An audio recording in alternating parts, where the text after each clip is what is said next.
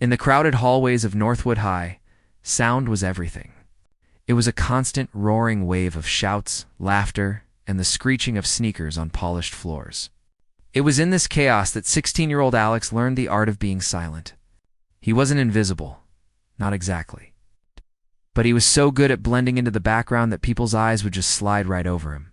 He was part of the scenery, like the faded blue lockers or the posters for a dance that happened months ago. His uniform for this role was a worn-out gray hoodie, soft from 1,000 washes, its strings frayed and gone.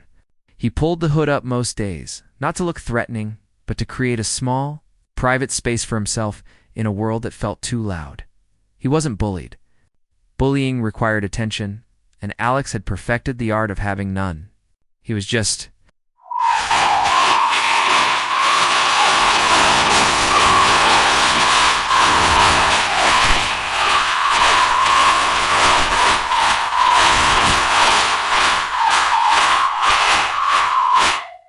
a quiet observer who sat in the very back row of every classroom, his head bent over a sketchbook that was never far from his hands. His notebook was his other world. While teachers droned on about history or math, his pencil would fly across the pages, capturing not just faces, but the small, fleeting moments no one else seemed to notice. He'd draw the way a girl twisted her hair around her finger when she was nervous, the slouch of a boy trying to look cool, the tired sigh of a teacher leaning against their desk. These were his people, but only on paper. In real life, they were strangers who passed him in the hall without a second glance. His music class was the perfect example of his invisibility. It was held in a room that always smelled faintly of old wood and floor polish. Sunlight streamed through the tall windows, illuminating dancing dust motes in the air. The teacher, Mr. Davison, was a man who looked like he'd started the year with a great deal of passion and was now just trying to get through it. He'd often lean against the grand piano at the front of the room, a look of tired disappointment on his face as he tried to get a room full of teenagers to care about Mozart. Feel the emotion, he'd plead, his hands gesturing wildly. This isn't just noise on a page, it's a story. But most kids just stared at their phones or doodled in their own notebooks, waiting for the bell to ring. Alex, in his corner, would just keep his head down, sketching the way the light hit the piano's glossy black surface. He felt the emotion Mr. Davison was talking about, but he would never, ever say so. When the final bell shrieked, signaling the end of the day, the school would explode with energy.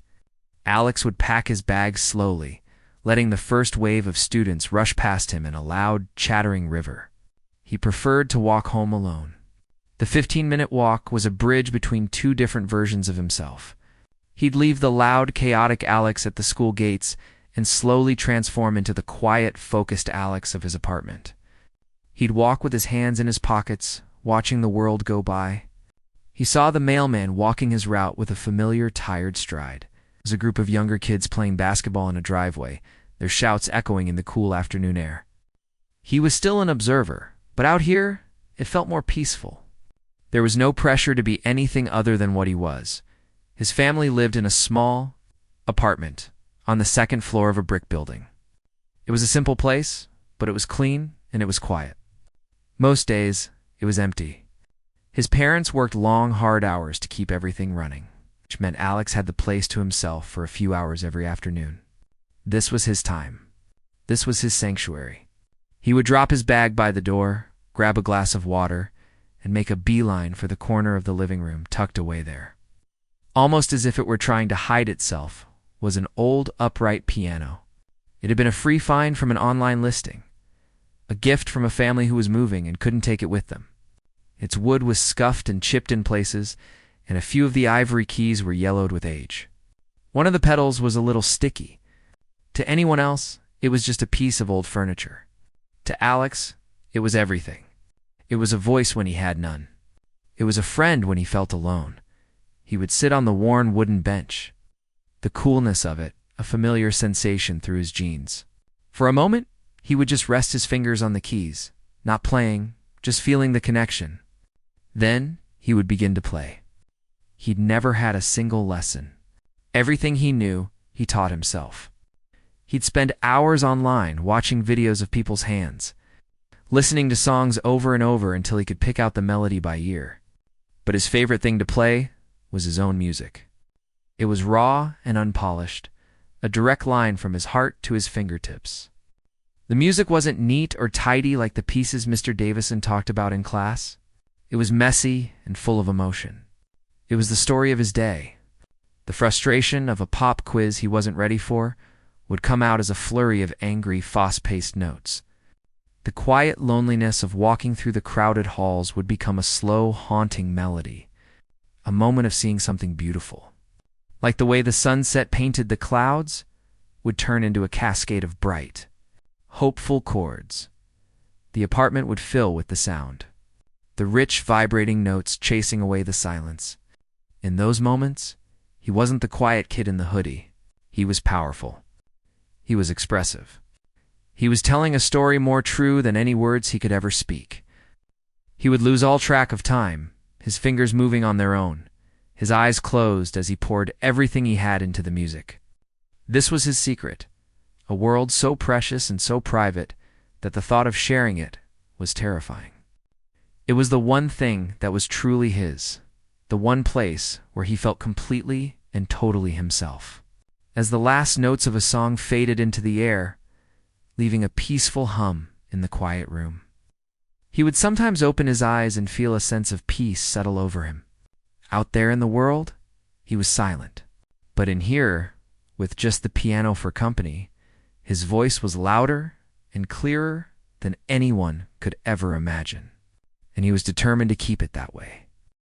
The week started like any other, with the crackle of the principal's voice over the ancient PA system announcing the upcoming annual school talent show.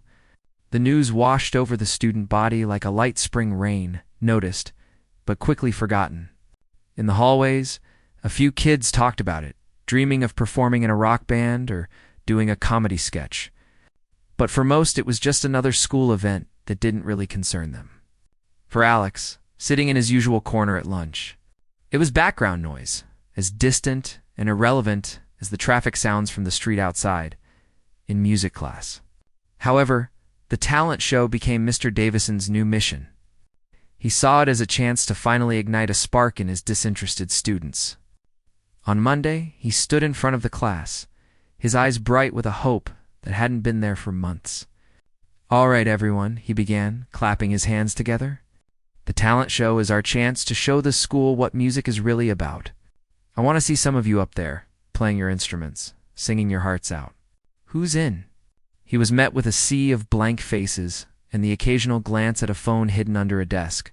A few kids shifted uncomfortably in their seats. No one said a word. Mr. Davison's smile faltered just a little. By Wednesday, his patience was wearing thin. He spent the first 10 minutes of class talking about the great performers of the past, trying to inspire them with stories of courage and artistry. "It's not about being perfect," he insisted, his voice a little more strained than before. "It's about sharing something you love. It's about passion." A boy in the front row let out a loud, exaggerated yawn, and a few of his friends snickered. Mr. Davison's face tightened.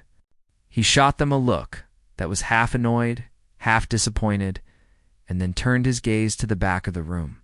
His eyes passed over Alex, who was busy sketching the intricate pattern of cracks in the ceiling tile, completely lost in his own world.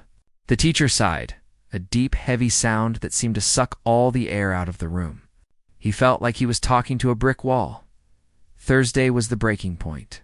The sign-up sheet for the talent show, taped to the wall outside the auditorium, was still almost completely blank.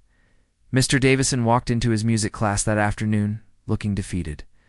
The usual energy he tried to project was gone, replaced by a weary slouch. He didn't even bother with an inspirational speech.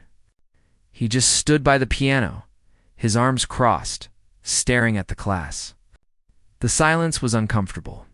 The only sound was the slow, loud ticking of the clock on the wall, each tick marking another moment of failure. Alex could feel the tension in the room, but he kept his head down, focusing on a drawing of a bird in flight. Wishing he could fly right out of there finally, Mr. Davison spoke. His voice was low and flat. "Fine," he said, the word hanging in the air like a threat. "If no one has the courage or the decency to represent this class, then we'll do it the hard way." He started to walk slowly between the desks, his footsteps heavy on the carpeted floor. The students watched him, a nervous energy rippling through the room. This was something new. This wasn't the pleading, passionate teacher they were used to. This was something else. Alex felt a knot of unease tighten in his stomach.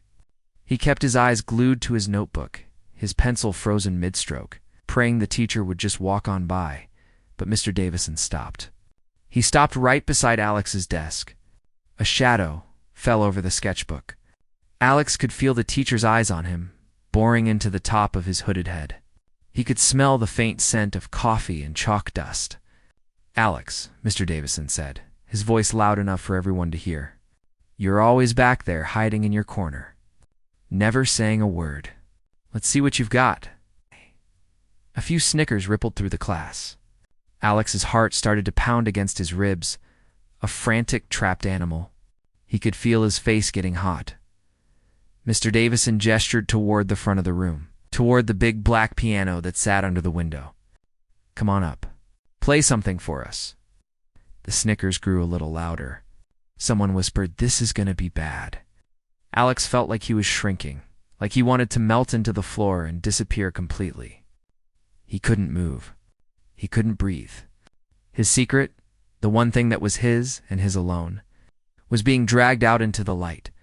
Seeing Alex's frozen state, Mr. Davison seemed to think he was just being shy. He tried to lighten the mood, but his words were like stones.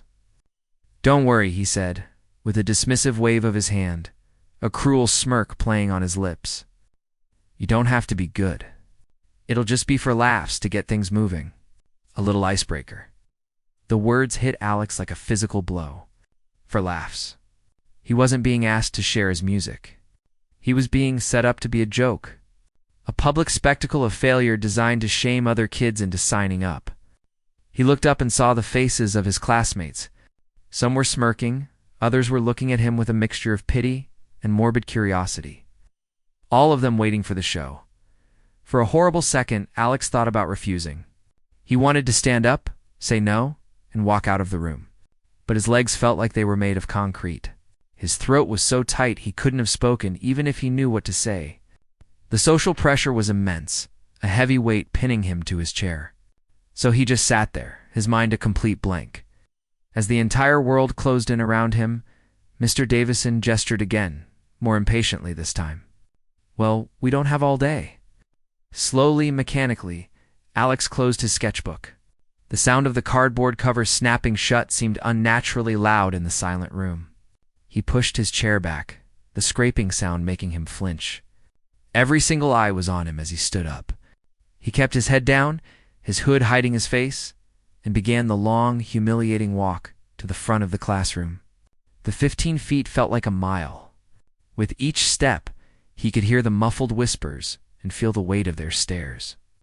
He was no longer invisible. He was the center of attention. It was the worst feeling in the world. He reached the piano and stood there for a moment, looking down at the keys. They were the same kind of keys he knew so well, the ones he touched every night in the peaceful quiet of his apartment. But now, they looked different. They looked cold and unforgiving, like a trap. He slowly sat down on the bench, its smooth, hard surface feeling strange and foreign. He could feel his hands trembling, so he shoved them into the pockets of his hoodie for a second, trying to make them stop. The room was dead silent, waiting for the disaster to begin. Alex took a shaky breath and pulled his hands out, bringing them toward the keys. This was it. The moment his secret world was about to be destroyed. He sat on the cold, hard bench, the polished wood of the piano feeling like ice against his legs. The whole world had shrunk to this one small, painful moment. In front of him were 88 black and white keys, his only friends in the world, but now they felt like strangers. Behind him, he could feel the weight of 25 pairs of eyes, a physical pressure on his back. He could hear a few muffled coughs, the rustle of someone shifting in their seat. The faint hum of the fluorescent lights overhead. It was the sound of waiting. They were waiting for him to fail. They were waiting for the joke. Alex's hands hovered over the keys, trembling so badly he was afraid they would never stop. His mind was a frantic mess of panicked thoughts. Just play something simple. Anything. Twinkle, twinkle, little star. Just get it over with. But even that felt impossible. His fingers, which could dance across the keys in the privacy of his own apartment, now felt like clumsy, foreign objects. He took a deep, shaky breath, trying to find the quiet place inside his head, the place where the music lived. But it was gone, hidden away behind a wall of fear and shame. Mr. Davison, who had been leaning against his desk with his arms crossed, let out an audible sigh. "Any day now, Alex," he said, his voice dripping with impatience. The comment earned another round of snickers from the class. Alex squeezed his eyes shut. He couldn't do this. He was going to embarrass himself. He was going to be the laughingstock of the school for weeks. But then something shifted. A tiny spark of anger flickered inside him. It wasn't a big, raging fire, just a small, stubborn flame. Why should he be ashamed? This was their joke, not his. They were the ones who wanted to see him crash and burn.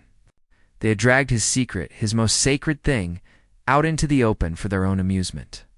In that moment, something inside him decided that if they were going to force him to play, then he was going to play. Not for them, but for himself. He was going to play one last time, just for him. Before they took it away forever, his trembling fingers finally touched the keys. He pressed down, and a single, soft note hung in the air. It was hesitant, uncertain. A few kids in the class rolled their eyes. It was exactly what they had expected. He played another note, and then another, a simple, slow melody that was barely recognizable. It was the tune he had been trying to work out all week, a sad little song about a rainy day. It was quiet and clumsy, and his fingers were still shaking. Mr. Davison uncrossed his arms, ready to put an end to the painful display. But then, as the simple melody repeated, something began to change. Alex's fingers, which had been stiff and awkward, started to relax. The muscle memory from thousands of hours of practice began to take over. The shaking stopped. His eyes, still closed, focused inward. He was no longer in the classroom. He was back in his living room, the late afternoon sun streaming through the window. The only sound, the ticking of the clock and the music in his head, the simple, sad melody began to grow. A new line of music was added underneath it. A flowing, rhythmic pattern played with his left hand. The sound became richer, fuller. The snickers in the room faded away, replaced by a confused silence. This wasn't what they were expecting. The music wasn't bad. It was interesting. Alex was lost now. The wall of fear had crumbled, and the music was pouring out of him, a river that had been dammed up for too long. The melody began to climb, getting faster and more complex. It was no longer a sad little song about a rainy day. It was a storm. The notes came faster, a torrent of sound that was both beautiful and a little frightening. He was playing with a passion and a force that seemed impossible for a quiet boy in a gray hoodie. His fingers flew across the keys, a blur of motion, pressing, striking, tosing the ivory and ebony. The students in the classroom were no longer leaning back in their seats, bored and amused. They were leaning forward, their faces a mixture of shock and disbelief. The boy who never spoke was screaming at them through the piano. The music was full of anger, frustration, and a deep, aching loneliness. It was the sound of being invisible, of having a world inside you that no one else could see. It was the sound of walking through crowded hallways and feeling completely alone. It was the sound of wanting to shout but having no voice. They weren't just hearing a song, they were hearing him. For the first time, they were actually hearing Alex. Mr. Davison was frozen in place. He had been a music teacher for 20 years, and he had never heard anything like it. This wasn't the polished, technical playing of a trained student. This was raw, pure, and honest. It was messy and imperfect, but it was more alive than any performance he had ever witnessed. He saw the boy's face, a mask of intense concentration, his eyes still closed, his body swaying slightly with the music. He felt a wave of shame wash over him so strong it almost made him feel sick. He had done this. He had tried to make a joke out of this. He looked at the faces of his students, their expressions rapt, their mouths slightly agape. He had failed as a teacher in every way possible, and yet, somehow, this incredible moment was happening right in front of him, all because of his own cruelty. The music reached its peak. It was a whirlwind of sound, a chaotic, beautiful storm of chords and melodies that filled every corner of the room, vibrating off the walls and the ceiling. It was the sound of a heart breaking and a soul soaring all at once. And then, as suddenly as it had begun, the storm passed. The frantic energy subsided, and the music softened. The melody returned, but it was different now. It was slower, more peaceful. It was the sound of the sun coming out after the rain, a feeling of quiet hope and acceptance. It was a resolution. He played the final few notes, soft and gentle, like a whisper. Then his fingers came to rest on the keys, and the last note faded into a deep, resonant silence. The room was utterly still. No one moved. No one spoke. The clock on the wall seemed to have stopped ticking. The silence that followed was so complete, so profound, that it was louder than the music had been. It was a sacred silence, a space filled with the ghost of the sound that had just been there. Alex slowly opened his eyes. He was back in the classroom. The fluorescent lights hummed. He could feel the eyes on him again, but this time they felt different. They weren't waiting for a joke anymore. They were just looking. He slowly lifted his hands from the keys, his fingers a little sore. He had no idea what to do next. The silence that followed the last note was a living thing. It filled the classroom, pressing in on the walls and the ceiling, heavy with the ghost of the music that had just been played. No one breathed. No one moved. It was as if the sound had been so powerful that it had momentarily frozen time itself. Alex sat with his hands resting on the keys, his eyes open now, staring at the dusty white surface of the piano. He could feel his own heart beating, a frantic, lonely drum in the profound quiet. He had expected laughter, or whispers, or the sound of people getting bored and moving on. He had not expected this. This silence was more intimidating than any joke could have been. Then, in the back of the room, a single sound broke the spell. It was the sharp, clear clap of a single pair of hands. It wasn't a loud or confident clap. It was hesitant, almost questioning, as if the person wasn't sure they were allowed to make a sound. Every head in the room, including Alex's, turned toward the sound. It was a quiet girl who always sat by the window, her nose usually buried in a book. She was looking right at Alex, her eyes wide with a kind of wonder. She clapped again, a little more firmly this time. That single, brave act was all it took. Another person joined in, then another. The clapping started as a scattered, hesitant patter, like the first few drops of a rainstorm. But then it began to build, growing louder and more confident, until it was a wave of sound that washed over the entire room. It wasn't the polite, obligatory clapping you hear at a school assembly. This was different. This was real. It was a thunderous, heartfelt roar of appreciation that seemed to shake the very foundations of the old school building. One by one, students began to stand up. The boy who had yawned on Wednesday was on his feet, clapping so hard his hands were red. The girls who usually whispered about makeup were staring at Alex with their mouths slightly open, their expressions a mixture of shock and awe. They weren't just clapping for a performance. They were applauding the emotion, the story, the raw honesty they had just witnessed. They were applauding the boy they had never really seen before. Alex was completely overwhelmed. The sound was a physical force, and it felt like it was pushing him down. His face was on fire, his hands were sweating, and his mind was a blank wall of static. He had never been the center of this much positive attention in his entire life. It felt alien and terrifying. He didn't know what to do. Should he stand up and bow? Should he say thank you? The idea of speaking, of having his voice heard after all that, was impossible. So he did the only thing he could think of. He stood up from the piano bench, his legs feeling shaky and weak. He turned to face the class, his hood still pulled low over his face. He couldn't look at them. He just gave a small, awkward nod, a quick jerk of his head that was meant to say, "I'm done now."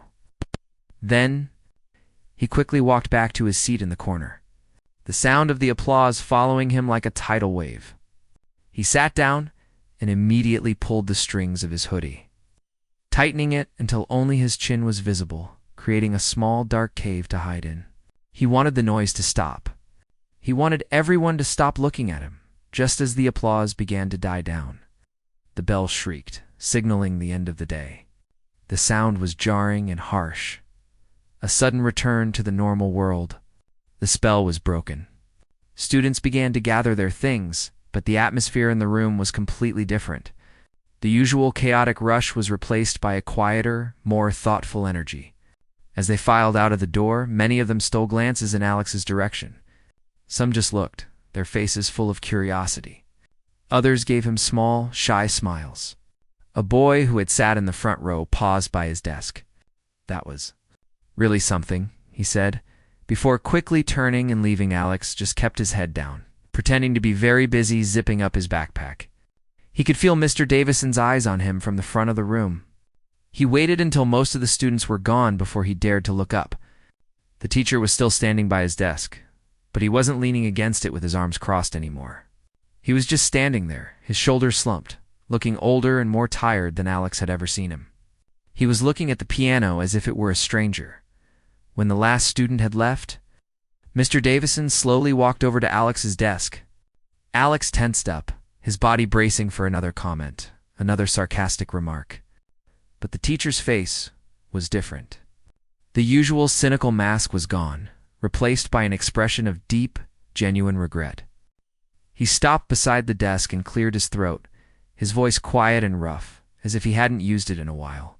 "Alex," he began, his eyes fixed on the worn surface of the desk. "I am so sorry." The words were simple, but they were filled with a weight that made Alex look up. He saw the teacher's face, and for the first time, he didn't see an authority figure or a jokester. He just saw a man who looked deeply ashamed. "What I did today. What I said.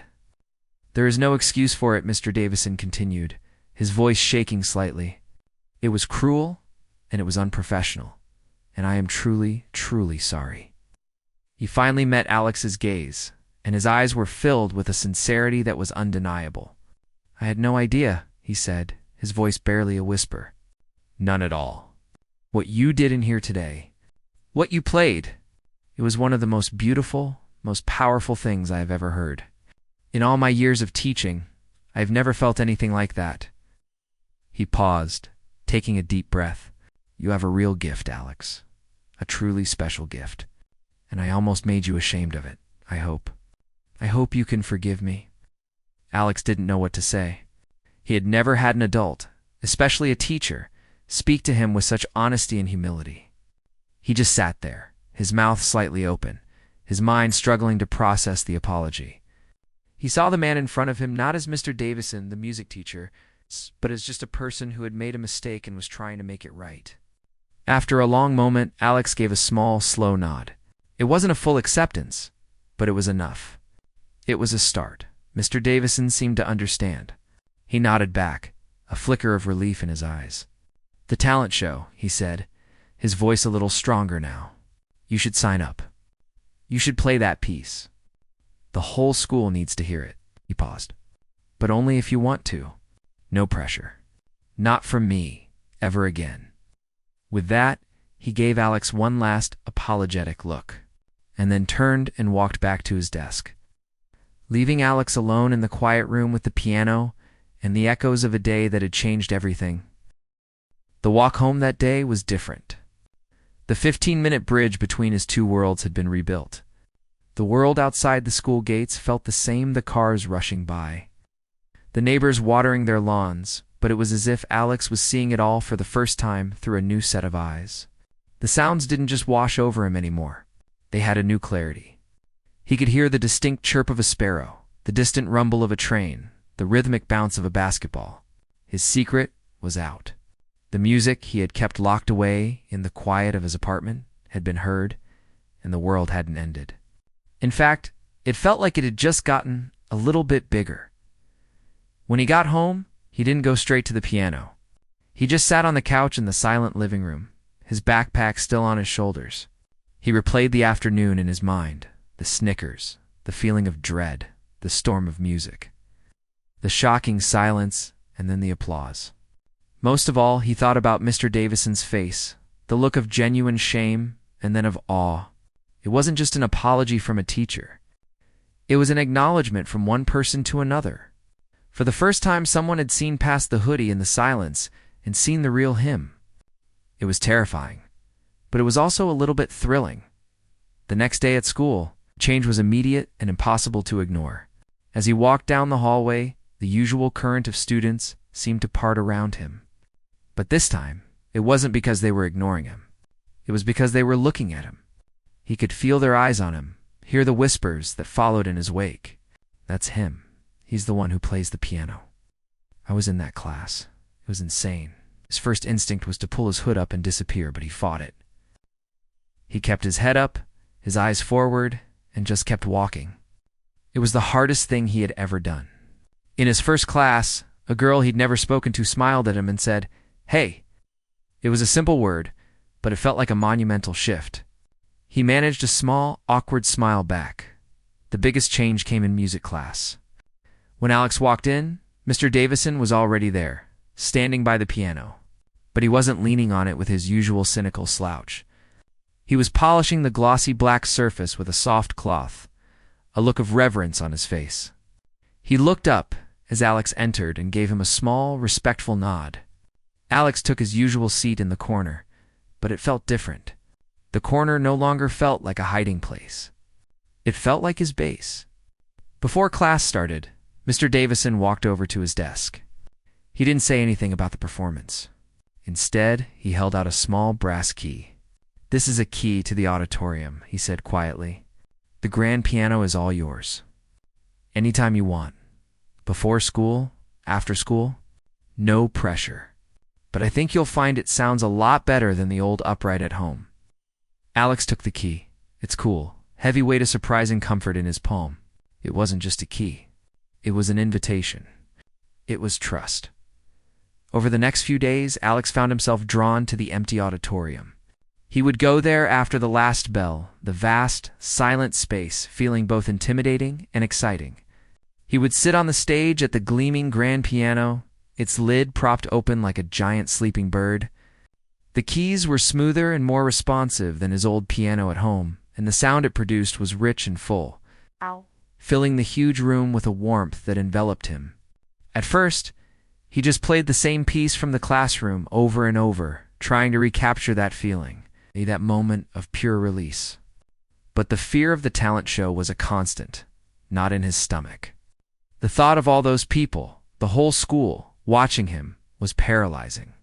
He would play and then stop, his hands hovering over the keys, his mind racing with images of him freezing up, of forgetting the notes, of the laughter he had so narrowly escaped. One afternoon, as he was struggling with a particularly difficult section, he got frustrated and stopped, letting his hands fall into his lap. He sat there in the quiet of the empty auditorium, looking out at the hundreds of empty seats. He thought about why he played in the first place. It wasn't for applause. It wasn't to impress people. He played because the music was inside him, and it had to come out. It was the only way he knew how to speak, how to feel, how to understand the world. The thought of hiding that gift again, stuffing it back into a corner because he was scared, felt worse than any possible failure. In that moment, he knew he had to do it. He had to play for the music itself. He signed up for the talent show that afternoon, his hands shaking as he wrote his name on the sheet. The night of the talent show. The backstage area was a chaotic mess of nerves and excitement. There were kids in dance costumes practicing their moves, singers doing vocal warm-ups, and a magician fumbling with his cards. Alex just sat by himself on a wooden crate, his hands tucked into his pockets, feeling like an alien who had crash-landed on the wrong planet. He could hear the muffled sounds of the audience from the other side of the curtain, the murmur of 1,000 conversations, the occasional burst of laughter. His heart was hammering against his ribs, and his mouth felt like it was full of cotton. Then, a voice over the speaker announced his name. "And now, performing on the piano, please welcome Alex." A wave of applause followed, but it sounded distant and polite. This was it. He walked onto the stage, the bright lights blinding him. He He couldn't see the audience, just a vast dark sea of faces. He walked to the grand piano, its polished surface gleaming under the spotlights. He sat down on the bench, the whole world shrinking to this one moment, just like it had in the classroom. But this time, it was different. The fear was still there, a cold knot in his stomach, but underneath it was something else, a quiet resolve. He placed his fingers on the keys, took a deep breath, and began to play. He started with the same simple, sad melody he had played in class, but this time it was stronger, more confident. He wasn't just playing for himself anymore. He was playing for every person in that room who had ever felt invisible, who had ever had a voice inside them they were too scared to let out. The music swelled, filling the vast auditorium, a powerful, emotional storm that swept everyone up in its path. He played with everything he had, pouring all his fear, his hope, his loneliness, and his newfound strength into the notes. He wasn't the quiet kid in the hoodie anymore. He was a storyteller, and his story was being heard by everyone. When he played the final, soft notes and let them fade into silence, the auditorium was still for just a heartbeat. Then the place erupted. It wasn't just clapping. It was a roar. The whole school was on its feet, a thundering, overwhelming wave of sound that washed over him. He looked out into the crowd, and for the first time, he could see faces clearly. He saw his classmates, teachers he didn't even know. And at the back, he saw Mr. Davison, standing and clapping with a huge, proud smile on his face. Alex stood up and walked to the front of the stage. He didn't nod or hide. He just stood there for a moment, letting the sound wash over him, a small, shy smile on his face. He had found his voice, not in words, but in the music that had been waiting inside him all along. And as he walked off the stage, he knew that while he might still be a quiet person, he would never, ever be silent again.